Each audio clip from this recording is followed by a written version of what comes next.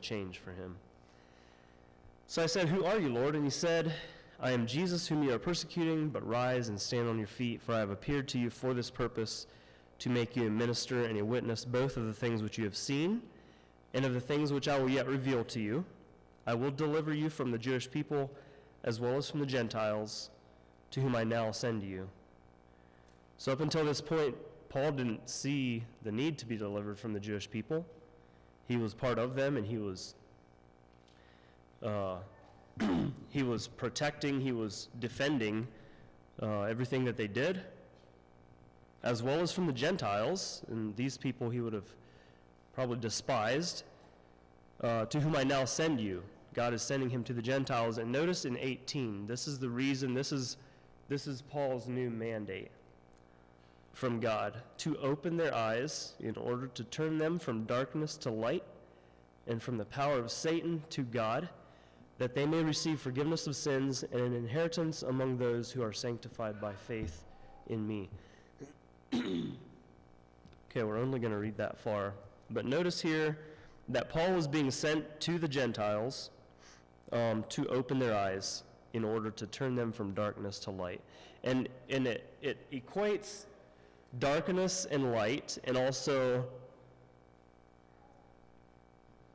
okay, so darkness and light, and also the power of Satan with this thing of blindness. So in essence, what Jesus has told Paul is that these people are blind because they're not able to see Jesus they're not able to see me for who I am, to open their eyes in order to turn them from darkness to light, from the power of Satan to God, that they may receive forgiveness of sins and inheritance among those who are sanctified by faith in me. Okay, so here we have this idea of sight being a picture of spiritual health, right? Being in tune with God. So when we can see clearly, and this is not talking physically, just because you can see clearly today does not mean that you can see spiritually. That is not one and the same, obviously. So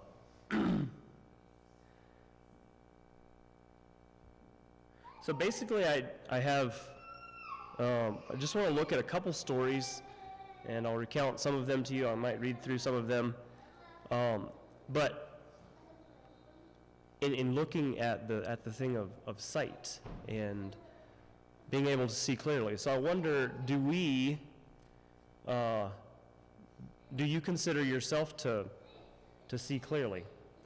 Do I consider myself to see clearly? And if I don't see clearly, the question is then, if I recognize that, am I going to recognize if I don't see clearly? Or if I am, another way of saying it is, if I'm deceived, if there's something that I believe that is wrong, will I recognize that? And I would suggest that not all the time, right? We need God to clear our vision. We need God to give us a clear vision so that we can understand the things of God. That's not something that we have on our own. Matthew 6, verse 22.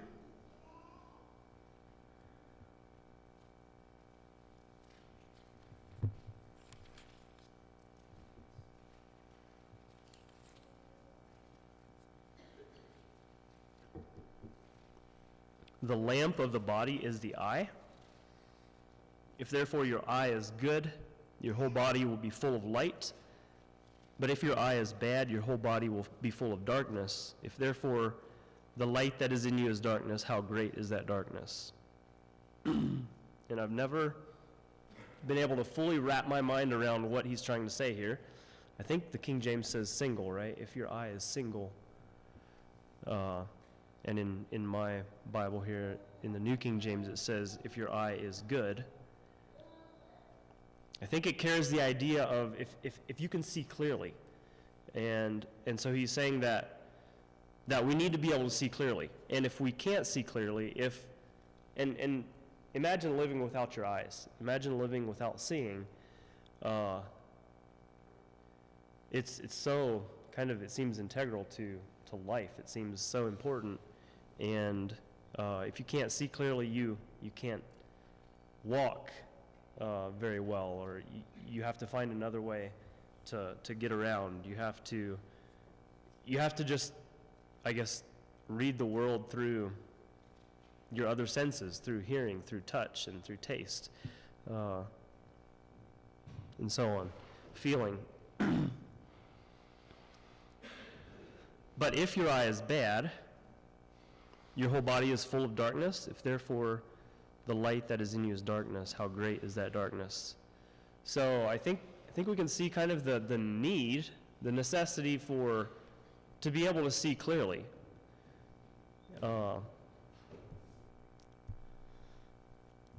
So a few stories that kind of came to my mind. The one initially that I was thinking of and kind of what started me on this track is in 2 Kings 6. I think I'll just tell the story actually as best I can. Should maybe make sure I'm there in case I need help. 2 Kings chapter 6. Okay, so here we have enemies of Israel, and this was in the time of Elisha. Elisha was a prophet of Israel, and the king of Syria was making war against Israel.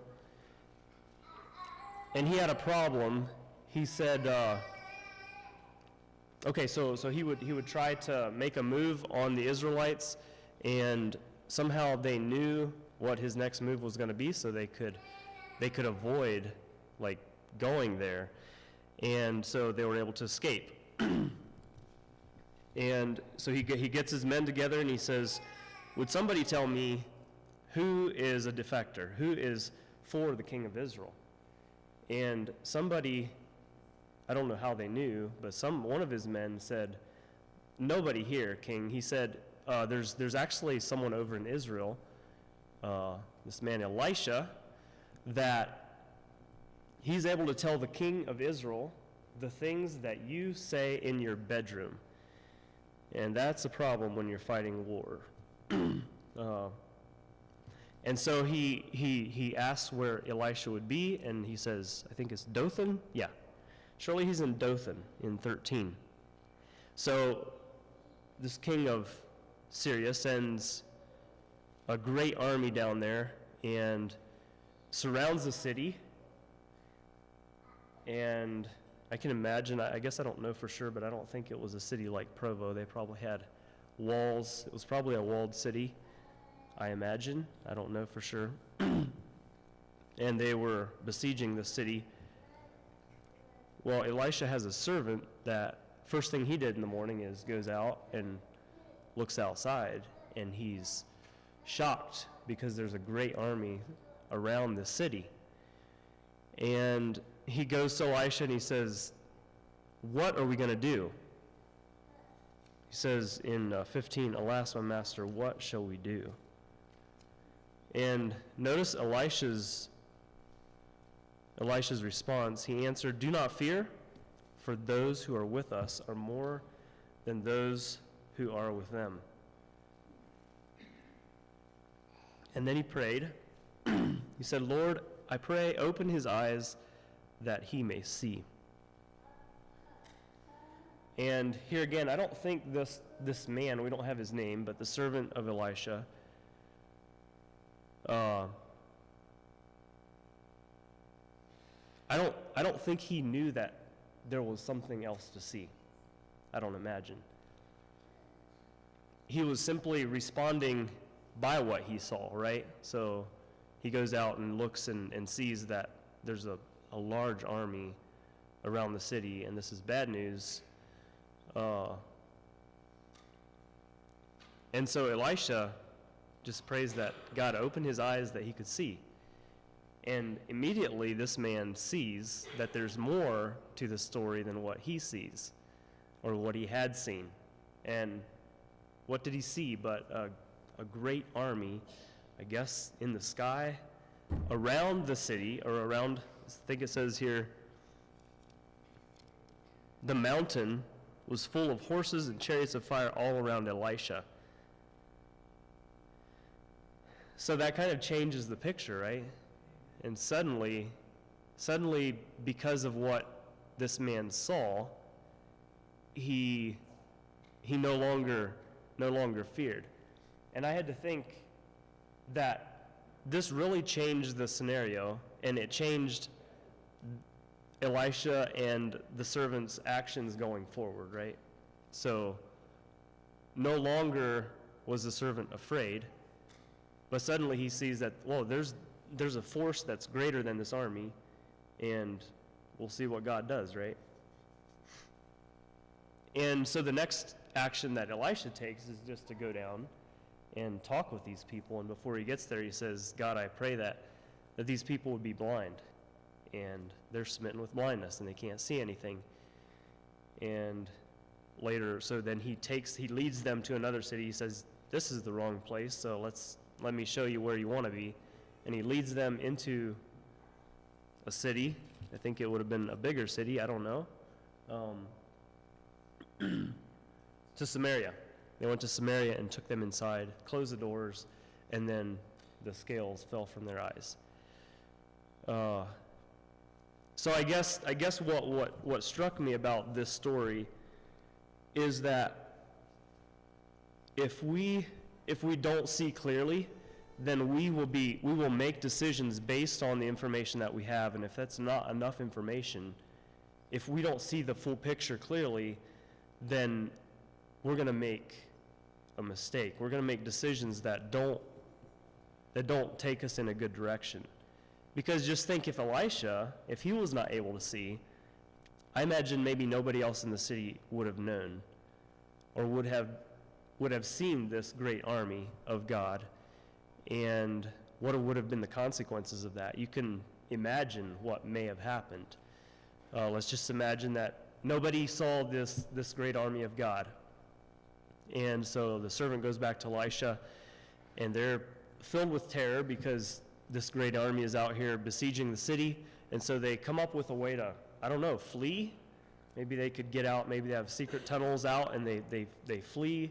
And maybe the Syrian army catches up with them, and they kill them. Or maybe they're just stuck in the city. And any number of things that would have happened if Elisha would not have had eyes to see, right? And so I guess that kind of demonstrates to us that we need to see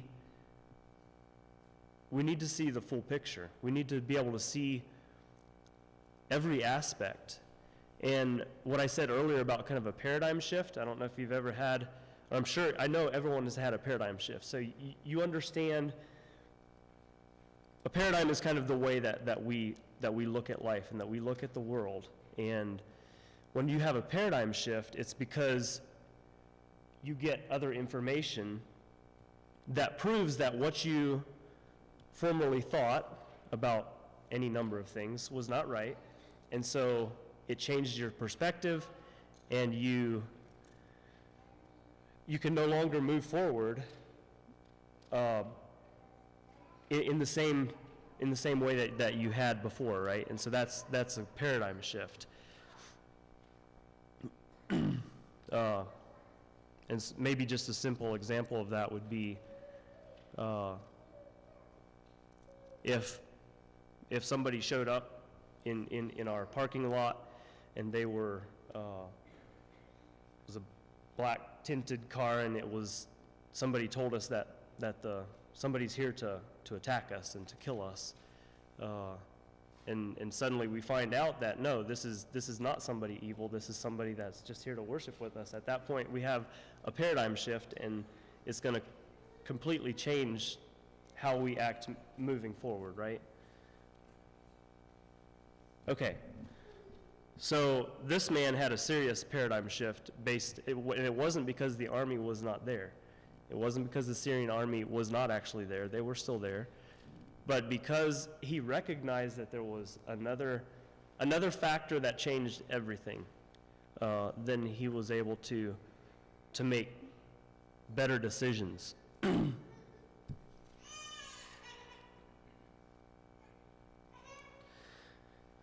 All right, so another reason that we need to see clearly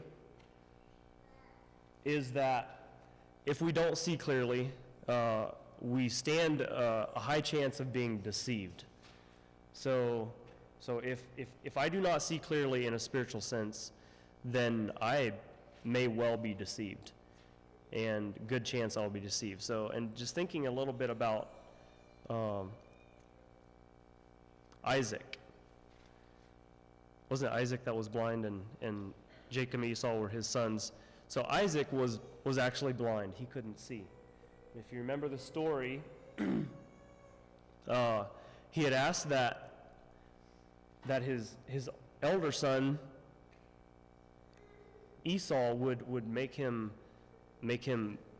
dinner and bring it to him, that he would go kill a deer and make soup with it and bring it to him, and he would transfer the blessing onto him. Well, Isaac, with the help of his mom, connived a plan to trick him into giving this blessing to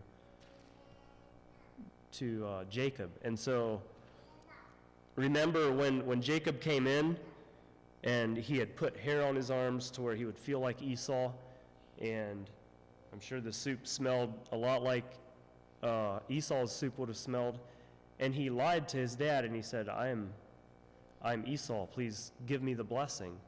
And Jacob knew something was up. He heard something off, right? He thought this sounded like Jacob, but this man claimed to be Esau. And so in that case, because he could not see clearly, he was easily deceived. And remember, what were the things that he relied on? He relied on, I guess, primarily touch, right? So he touched. And so when we don't see clearly, then we're going to operate more on feeling. And so he touched Jacob's arm, and it felt like Esau, and so he made the decision, and it was a bad one, because he could not see clearly and because he relied on his feelings and what he felt. So that's why we need to see. It's important that we see clearly.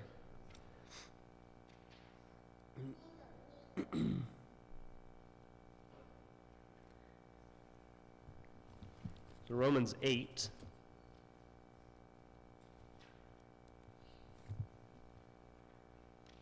Romans 8:23.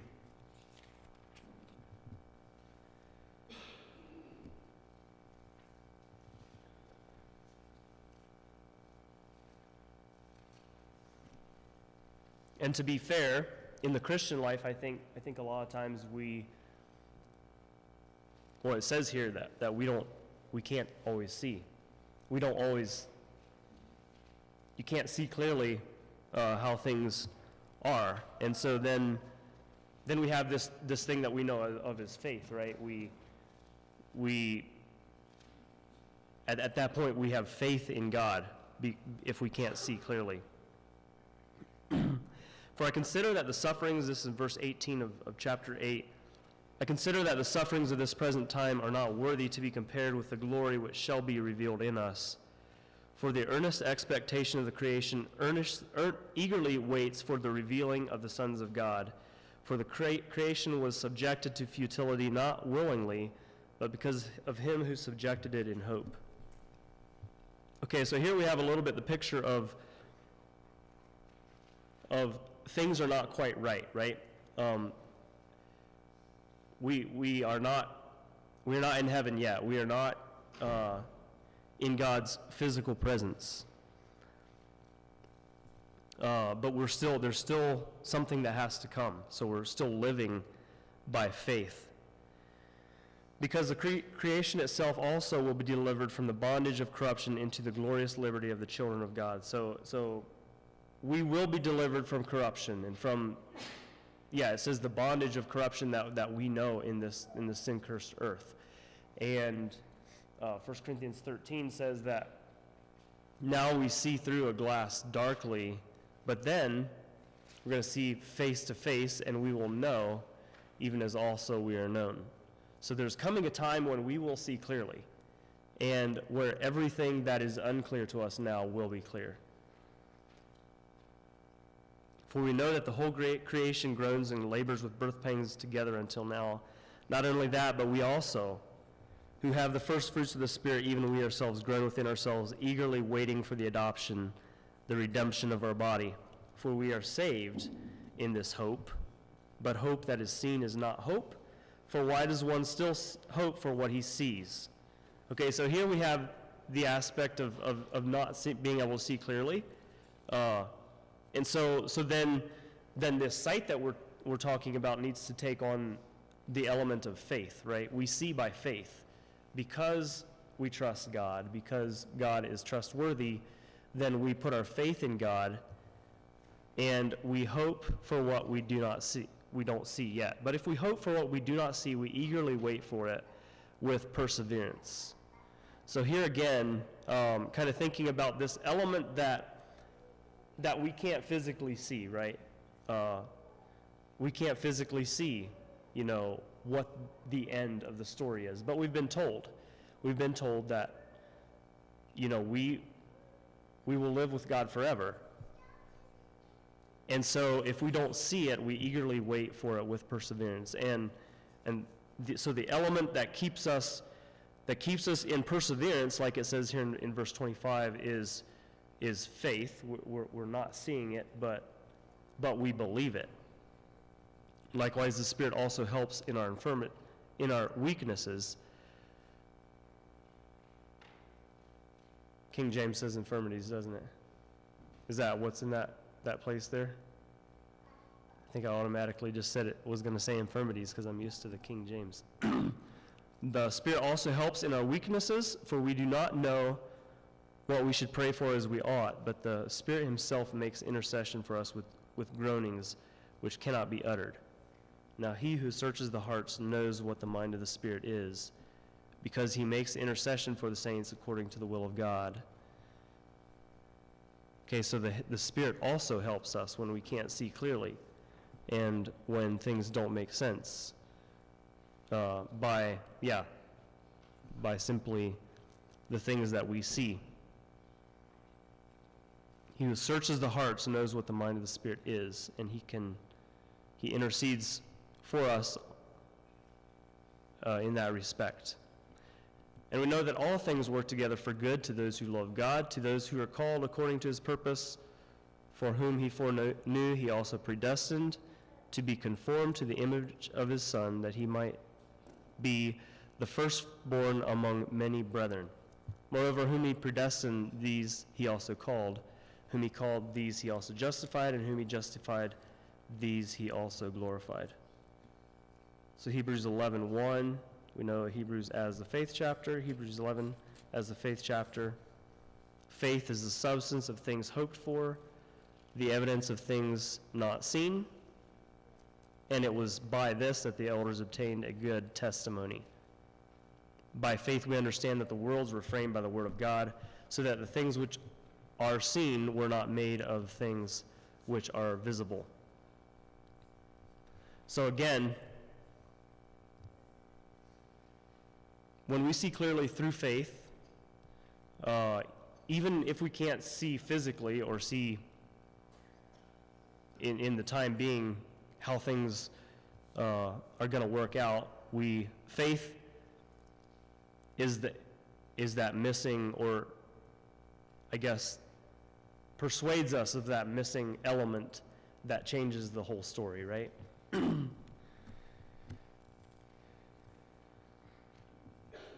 Okay, so then in Mark,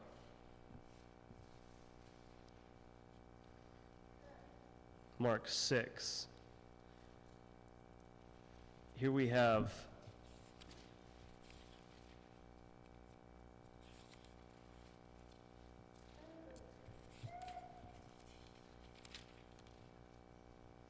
I'm sorry, I had the wrong chapter. It's Mark 8. Mark chapter 8.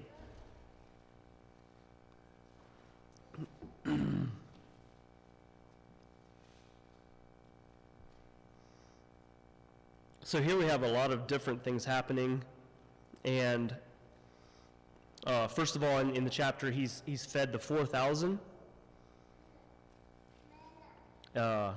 with 7 loaves, he divided these loaves, and it made enough for everybody plus.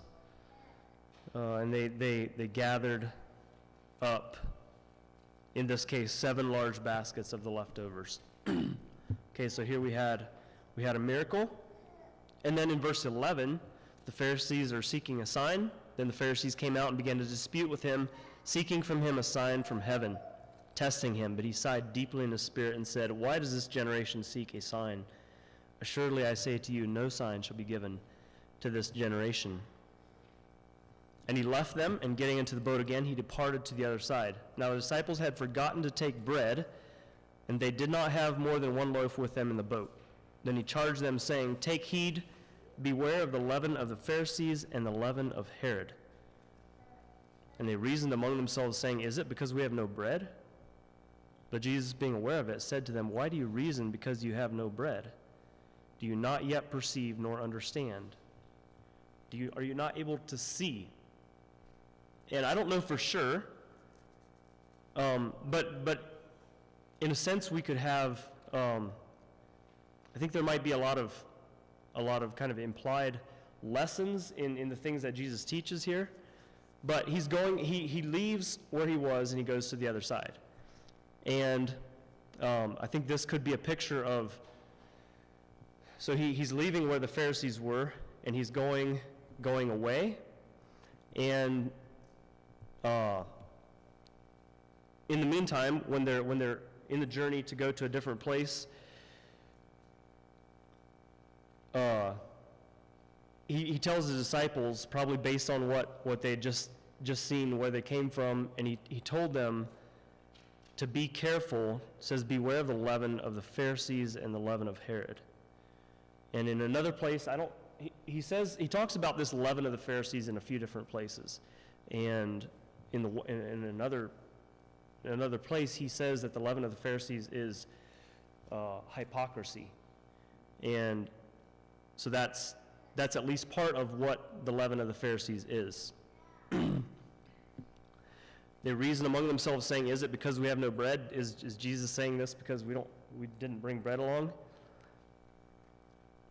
But in a sense, I kind of see that this might be a picture of, so Jesus was trying to take his disciples from where they were to another place, right? So they left the Pharisees, and also I think he was taking them from a belief system that they had, that the Pharisees still held on to, and he was going somewhere else. And he talks about this leaven of the Pharisees on the way, and they think it's bread, but he's saying, you don't understand. And I think maybe what he's saying that they don't understand is that you don't need what they have. You don't need what the Pharisee has. But I can provide. And he says, he calls to remembrance. He says, don't you remember what, the story the miracle when I provided bread. And he had just done that, right, for the 4,000. And he says, do you not yet perceive nor understand? Is your heart still hardened? Having eyes, do you not see? And having ears, do you not hear? And do you not remember when I broke the 5 loaves for the 5,000? How many baskets full of fragments did you take up? They said to him, 12. Also, when I broke the 7 for the 4,000, how many large baskets full of fragments did you take up? And they said, 7. So he said to them, how is it that you do not understand? And I can't say for sure what he's talking about here, but I think maybe he's trying to show them, he's like, don't you understand that I can provide for you? And you don't need this leaven of the Pharisees that we left behind. But I can make food out of nothing. I can make food out of 7 or out of 5. I can provide for everyone. And then we have the story of the blind man. Then he came to Bethsaida, and they brought a blind man to him and begged him to touch him. So he took the blind man by the hand and led him out of the town. And when he had spit on his eyes and put his hands on him, he asked him if he saw anything. And again here, I think we have maybe a certain amount of typology, and it says that he took him out of the town. Why did he take him out of town? But there's another place where when it talks about coming to Jesus, it says that we have to go out of the camp and go to Jesus. And I think for them that meant leaving what the Jews held on to, what the Pharisees and the scribes and Sadducees, what they taught. So go out of the camp, go out of town, and Jesus will give you sight. When he spit on his eyes and put his hands on him, he asked him if he saw anything. And I don't know why Jesus didn't heal him the very first time. I'm sure that's not a new idea to you. Why did Jesus not completely heal his eyes the very first time? And there's a chance that this was a lesson for the disciples, right? Because they could see a little bit, right? And if we would keep reading on here, this is the time when Peter confessed Jesus. There at that place of Caesarea Philippi, Jesus had confessed that Jesus was Christ. But later Jesus said, Peter said something that was offensive. First of all, Jesus said something that was offensive, right? He said that I have to go to Jerusalem and they're gonna kill me there. And Peter said, "No way, Lord, this will never happen to you." And Jesus rebukes him because he can't see clearly, right? And so Peter can see a little bit. He understands that Jesus is Christ, but yet the blinders are still on him a little bit. He can't see clearly, like he sees through a glass darkly. And so was this a lesson for the disciples? I don't know. But first of all, when Jesus spits on his eyes and touches him, the man says that, here, let's see, I think he said, so Jesus asked him if he saw anything, and he looked up and said, "I see men like trees walking." So I imagine that was like having super, super dark sunglasses and being able to see figures of people, right? So he can't see. He can see a little bit. He saw more than he had ever seen before, but he can still only see what he describes as men that look like trees that are walking, okay? So he can only see partially. And so he still needs Jesus' touch in order to see clearly. So I guess I imagine the disciples kind of in this time period, kind of in this still a fog, right? And if we would go forward to the time when the two men were walking after Jesus on the road to Emmaus, I think it was. They were walking, and Jesus showed up, and they didn't see him. It says later that he made them see, and they recognized Jesus as Jesus.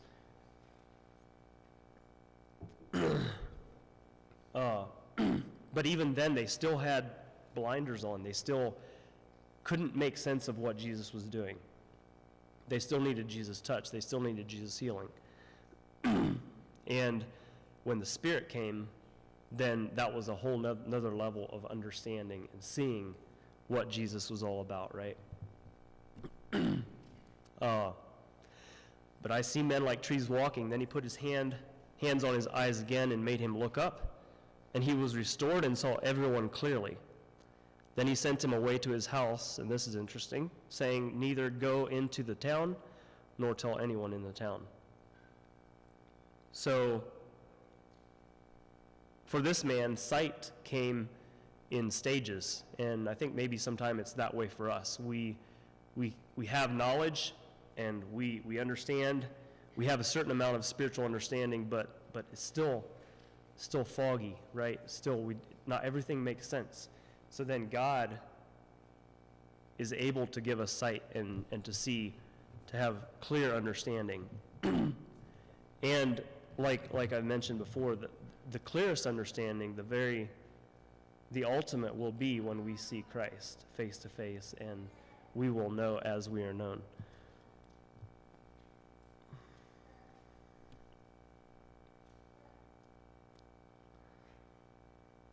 All right, so do we see clearly? And if we don't, what do we do to see clearly? I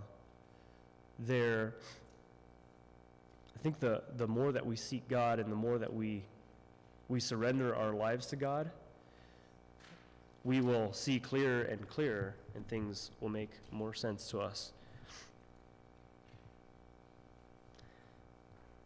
2 Corinthians 5, verse 7. We'll go there in closing. And this, we just came through this in our Sunday school.